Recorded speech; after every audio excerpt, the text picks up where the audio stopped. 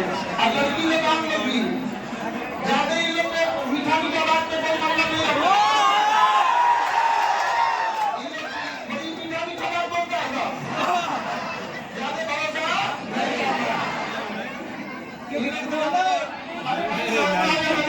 भरोसा घूमना ही है कुछ इज्जत नहीं रहा।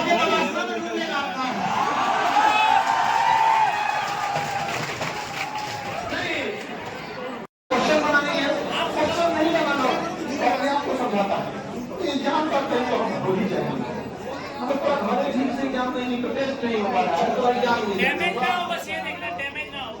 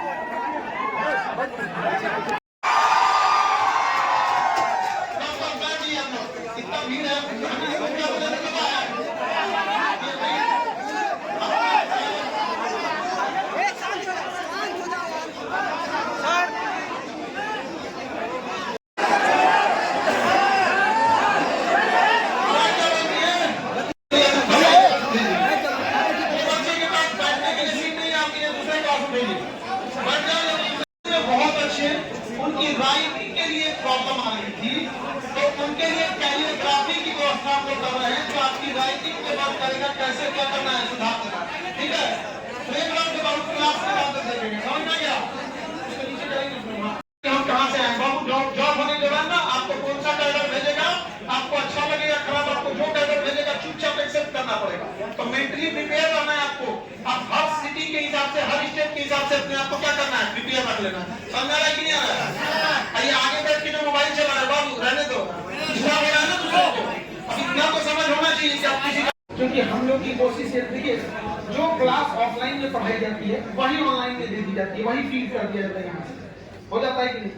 तो आप लोग को भी सिंसियरिटी करने की जरूरत है। आप इंग्लिश मीडियम वाले बच्चों को इतना नहीं समझाना पड़ता है और ये हकीकत उनका रिजल्ट होने के पीछे एक कारण भी है वो सिंसियर रहते हैं। अच्छा उनके अंदर ना मोटिवेशन से ज्यादा डर होता है कि हम फेल हो जाएंगे क्या होगा। उनका डर उनका मोटिवेशन बन जाता है और आप हिंदी मीडियम वालों में डरे नहीं होता है। क्या होता है हिंदी मीडियम वाले को सोचना एग्जाम सुनो बता रहे हैं उसके जब एग्जाम पास आएगा और उसकी तैयारी अगर मान लीजिए थोड़ी सी कम है और उसको आभास हो जाएगा कि इस बार उसका नहीं होगा तो 15 दिन पहले वो सरेंडर हो जाएगा। ये ना हो तो आप अगली बार तो ज्यादा अब ये नोट्स बनाएंगे अब ये सब एकदम कहानी और उसके बाद उसके मन में कहानियां क्या कि घर वालों को क्या सुनाएंगे हो गया था।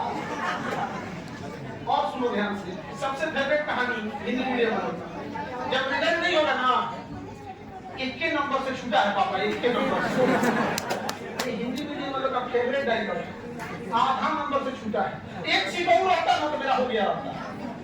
ये सब उसका फेवरेट कहानी बाबू माँ बाप को पता होता है माँ बाप आपको नहीं बोलते हैं कहीं कोई गलत कदम मत उठा लें। सोचो माँ बाप को कितना डराओगे तुम लोग। अब माँ बाप क्या करे, तुम लोग का पैर हाथ दबाए, कितना कुछ नहीं किया आपको, कितना कुछ नहीं किया। दूसरा, आप उस जनरेशन में हो जिसको आपको टेक्नोलॉजी बहुत हेल्प करता है, तो फिर आप मोबाइल में बैठ जाओ, पीछे को दिक्कत होगा, सामने खड़े हो तो पीछे वाले को दिक्कत होगा। अभी में आपको मोबाइल मत उठाओ, हमने पीछे वाले को दिक्कत है। लेकिन आपसे पहले जिन लोग का रिजल्ट हुआ उनके पास ये कुछ भी नहीं था।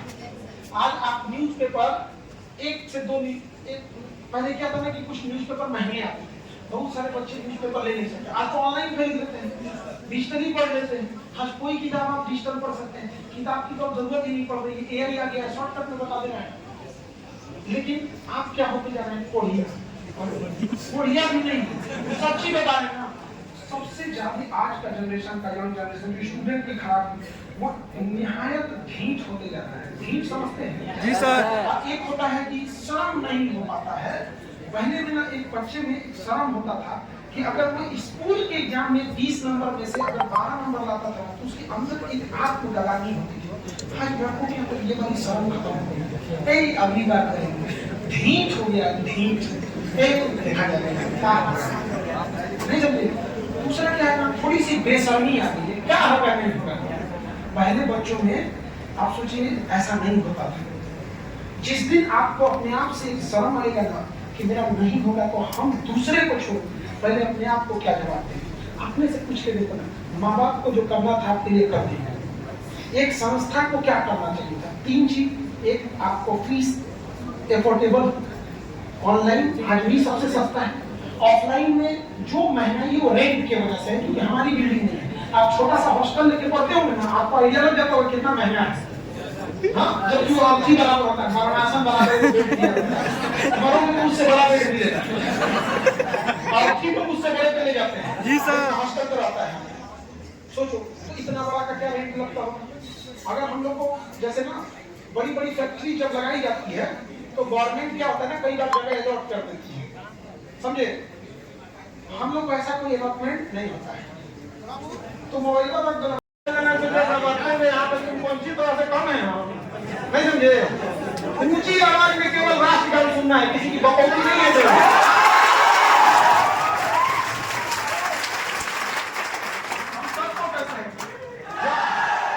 जॉब के बाद देखिए, पैसा कमाना है, दबा के कमाना है, रिश्वत लेके नहीं, बिजनेस करके। जो साथी यहाँ नहीं आ पाए थे पढ़ते हुए, लड़कियों में जो आपके साथ पढ़ी थी, घर वाले शादी ब्याह करा दिए, कहीं नहीं जॉब हो पाया, पढ़ाई छूट गया, उनको वहाँ बिजनेस में देते हैं, समझा गया। अयोध्या पड़े ना सड़क पे से झूला उठा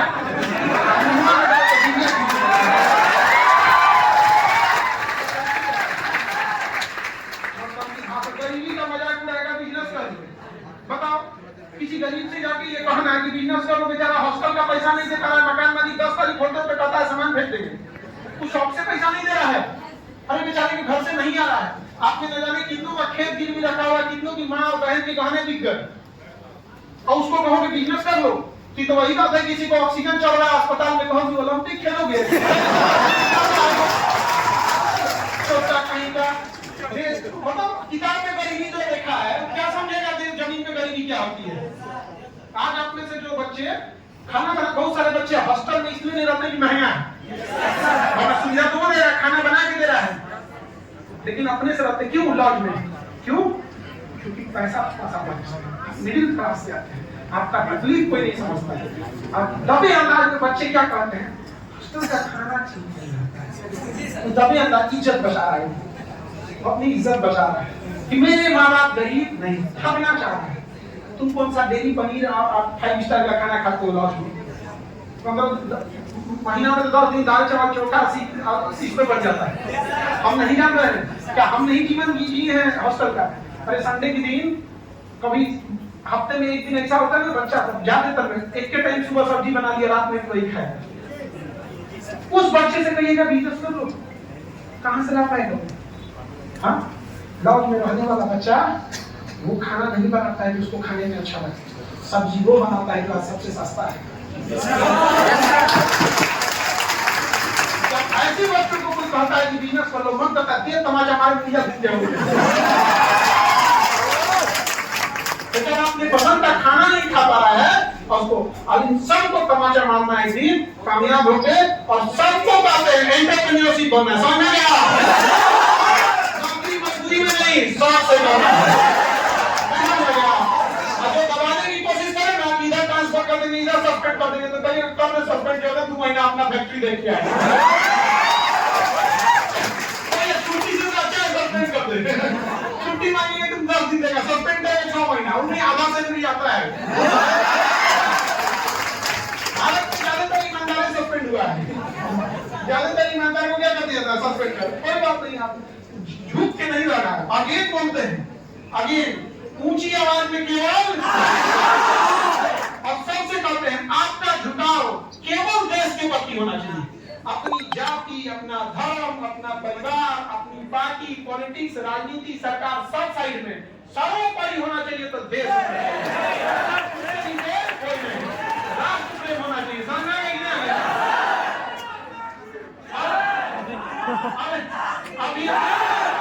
अभी आपने की लड़ाई लड़ने के लिए हमने बोला इनका कहना है कि कॉलेज का जो ग्रेजुएशन की पढ़ाई है और जो यूपीएससी या स्टेट पीसीएस का जो ऑप्शनल है उसको एक साथ कैसे संभाला जाए। तो जो बच्चे 2 साल 3 साल वाला प्रोग्राम ज्वाइन करेंगे या जो अभी नए हैं जो ग्रेजुएशन फर्स्ट ईयर में है, उनके लिए एक आह्वान बैच स्टार्ट किया है। आह्वान बैच की खासियत है कि वो आपको लंबा समय चलेगा, आपका साथ साथ ग्रेजुएशन का भी तैयारी होती रहेगी, आंसर राइटिंग की भी होती रहेगी और साथ साथ आपका यूपीएससी का भी होते रहेगा और सीसेट की एक लंबा समय दिया। और आपको यहाँ में बाहर चले जाओ, आपको ये लोग दे देंगे रिकॉर्डिंग, बैठ के देखते रहना।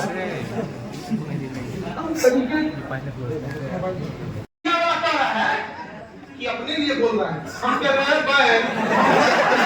अरे जीएसटी बच्चों को देना होता है, टीचर को इनकम टैक्स देना होता है। कभी आपने मुंह से सुने कि हमें इनकम टैक्स छोड़ दीजिए? नहीं, हमारा इनकम टैक्स लेते रहिए। हम लोग 30% देते हैं, उस पर सेस देते हैं, उस पर सरचार्ज देते हैं, सब देते हैं। हम कह रहे हैं कि बच्चों से जीएसटी नहीं लीजिए। सरकार को भी हम एक बात सुझाव दिए कि आप वैसे इंस्टीट्यूट से लीजिए जिनकी फीस महंगी है, जिनकी महंगी है।